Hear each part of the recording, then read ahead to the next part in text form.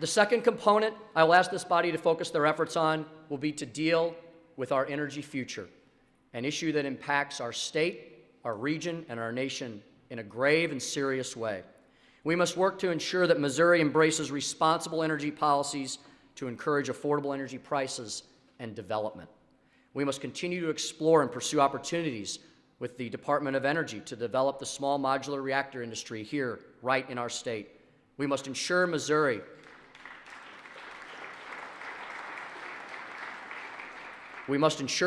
becomes a part of this incredibly exciting industry of the future. We must work to make sure our regulatory framework does not impede Missourians from using existing energy sources, something I heard frequently as I toured our state in December, or pursuing new developments using our God-given natural resources like coal and natural gas. It is only by using an all-of-the-above energy framework can we hope to achieve our energy independence.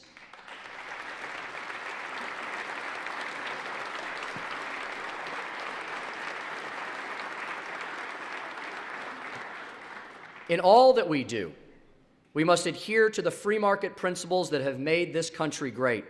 The free market should dictate and drive our energy independent future, not government subsidies which engage in artificial market controls and support cronyism, but exciting new energy endeavors which are part and parcel of this equation. We must embrace the abundance of natural resources laid out before us and everything on our energy independence menu.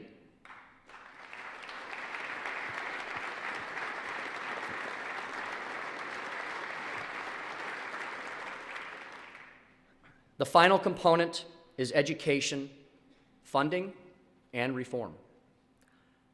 Although we may at times differ in our opinions on how to reach goals in what is a very passionate area of discussion, we can all agree we have a strong and effective education system across our state. We must make sure that it is in every part of our state and in every zip code as guaranteed by our state constitution.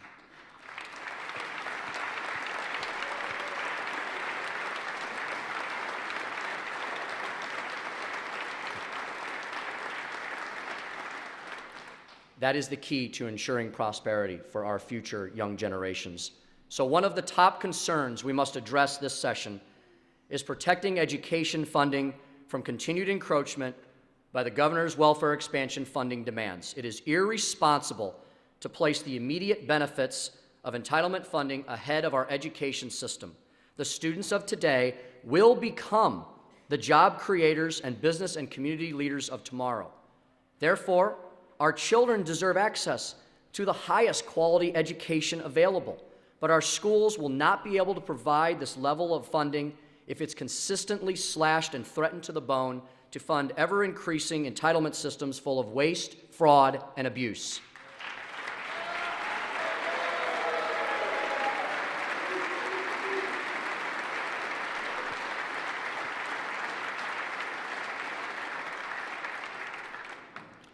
Reform has to be a component of the package. Our two largest school districts are failing and have been challenged for decades, my entire lifetime. We must provide these districts and every district in our state the tools to ensure that effective teaching, not bureaucracy, is the #1 priority. A key component of accomplishing this bold goal is to ensure that schools are able to evaluate teacher performance, hold poor teachers accountable for their actions while rewarding the overwhelming majority of good and excellent teachers of our children. Our antiquated, overly bureaucratic system must be challenged. It must not be the antithesis of innovation and excellence. Teachers should be rewarded for their performance and encouraged to boldly engage in the technological innovations that will create the highly skilled workforce of tomorrow that we so desperately need.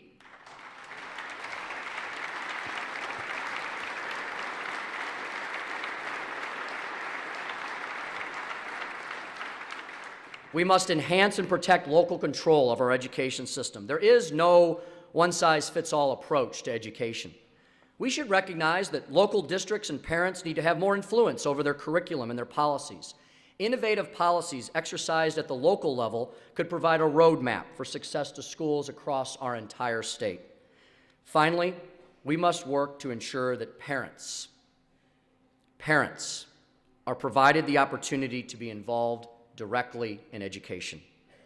Education cannot just begin and end at the schoolhouse door. It must continue at home. And parents should take an active role in ensuring their children are learning what they need to succeed. This can be accomplished by providing parents more power to intervene in failing school districts and force the necessary changes to ensure access to an effective education that Missouri so needs.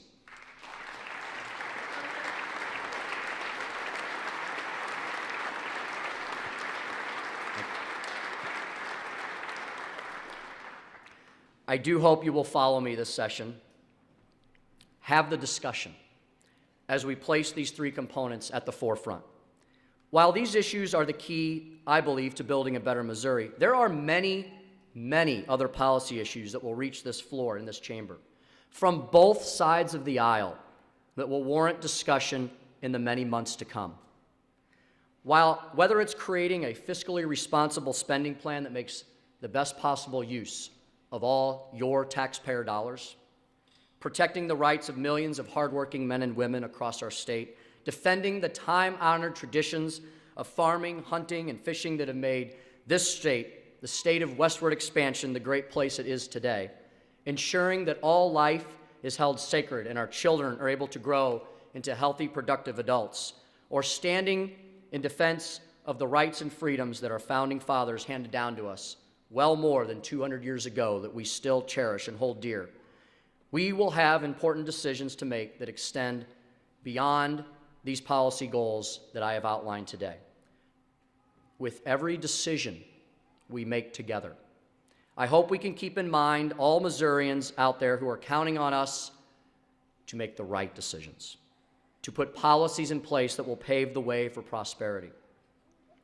They have sent our caucus here in record numbers, a veto-proof supermajority, because we've proven to be effective leaders in our communities back home to the people that we serve. But they now expect us to govern, to lead the way on issues that matter to Missouri's families, businesses, and farms throughout the state.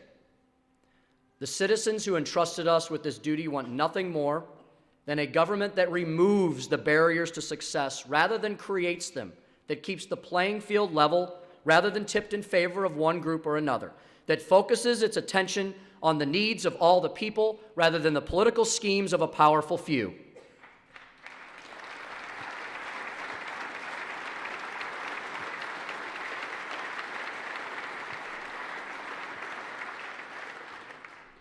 There are millions of these people spread out across the state. We could fill this city and many more with all of them. I've asked a couple of them to come here today as our special guests. They embody many of the policy discussions that we've had. Outstanding Missourians like Rhonda Broussard, who founded the St. Louis Language Immersion School. I'm thrilled to have Rhonda with us today as one of our special guests. I ask you all to join me in recognizing her for the groundbreaking work she has done to provide a world-class education to hundreds of Missouri children. Rhonda.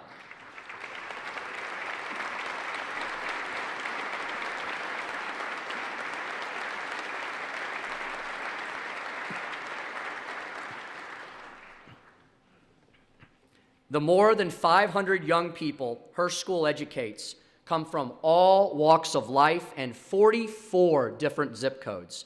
And while they all have different backgrounds, they share in the immense opportunity to receive an education that will give them fluency in a foreign language, a mastery of the English language, and an undeniable educational advantage that will open doors of opportunity for them both now and in the future.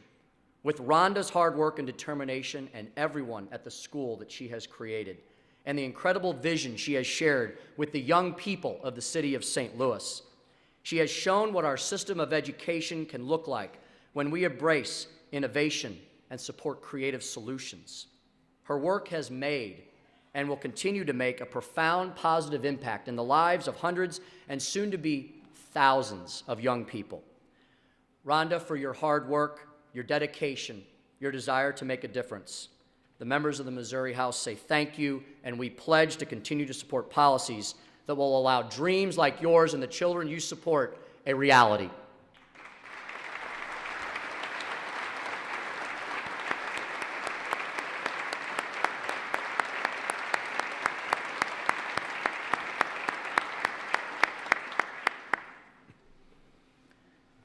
We are equally blessed to have another outstanding Missourian in the chamber with us from Northeast Missouri. Please join me in welcoming Cindy O'Laughlin.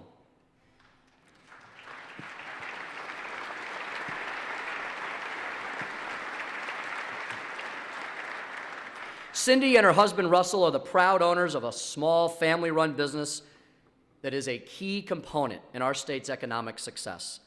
First begun by Russell's father, O'Laughlin Incorporated has been in operation for 6 decades and has expanded from a small little trucking operation to a flourishing, multifaceted business that provides a variety of services to individuals and large corporations throughout the entire state, providing jobs for nearly 50 employees in 3 different small Missouri rural communities. O'Laughlin Incorporated has, like thousands of small businesses across Missouri and our nation, is the backbone, is the vital part of the rural communities in which it operates. Not only do Cindy and Russell provide good-paying jobs that will benefit dozens of industrious Missourians, they donate their time, effort, their treasure to make their communities stronger and more vibrant. When we talk here in this chamber about the policies we support and how they impact business owners, we are talking about Missourians like Cindy and Russell O'Laughlin and all the folks that they employ. The decisions we make here help create a business environment that allows businesses like hers to succeed through good old-fashioned hard work and determination. Her success and the success of those she employs and the success of so many other small businesses is what drives our economic engines and allows our state to move in a more positive and prosperous direction. Cindy, we thank you for all that you and your family have done to create a successful Missouri business that supports Missouri communities and provides jobs to hardworking Missourians. As a legislature, we pledge to you we'll continue to support policies that will keep your tax burden low, the bureaucratic red tape to a minimum, and allow you to continue the tradition of success that your family started 60 years ago. Thank you.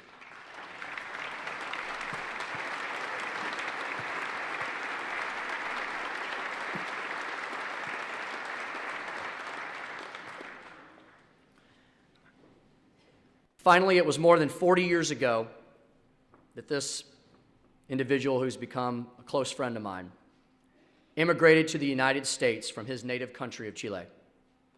Today, he lives and owns a successful business in Wildwood, Missouri. Please help me make Sergio Cuevas feel very welcome.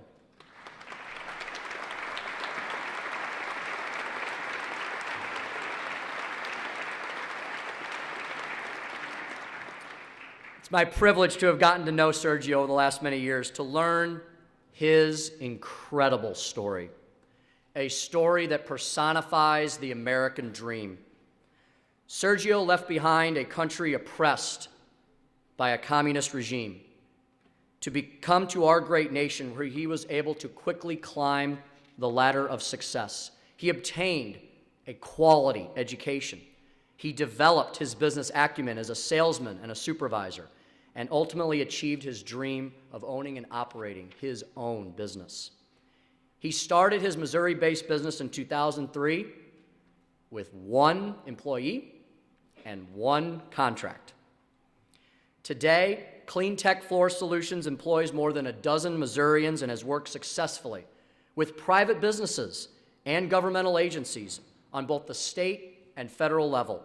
From the work his company has done with our Department of Transportation to protect and waterproof 15 Missouri bridges, to the cleaning services Clean Tech has provided to Lambert International Airport, Sergio and his employees have developed a reputation for providing quality work and exemplary service.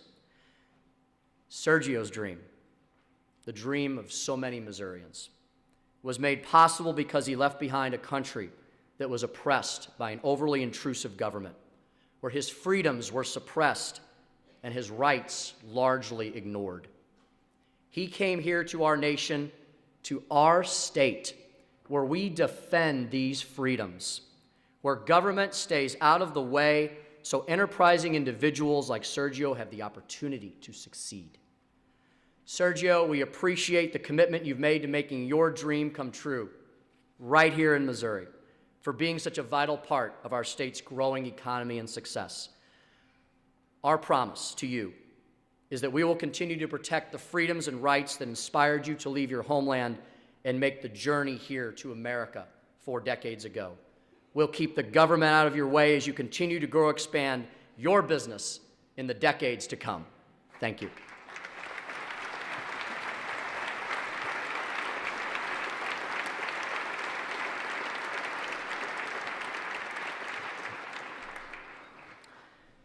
Perhaps all 3 of these outstanding Missourians to you at first blush may seem to have little in common. But I've learned from them that they share with each other, they share with everyone in this chamber and across this state, the dream of a Missouri where jobs are plentiful.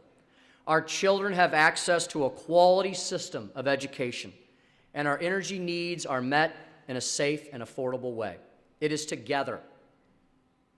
It is together we can move our state in the direction of achieving these goals, of placing the policy into practice, of turning sound bites into substantive change, of affecting policies that affect real-world lives of the businesses, the people, the families we have discussed today. This session, I challenge all of you.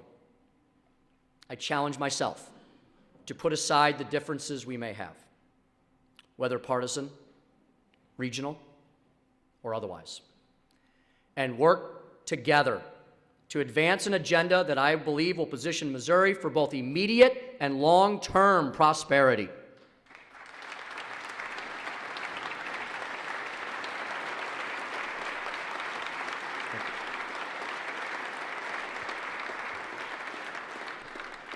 The opportunities lie ahead. The hours will be long. The challenges, numerous. I know that we as a collective of conscientious and compassionate public servants have the dedication and determination necessary to truly make a difference. Our work begins today. It begins now. Let me once again give you my deepest thanks for this incredible honor to serve as your speaker. For my colleagues every day and in the months ahead, to everyone across this great state. For permitting me the opportunity to work with you on matters that will make our great state of Missouri that much greater. May God bless you all, and may God bless the people of the great state of Missouri.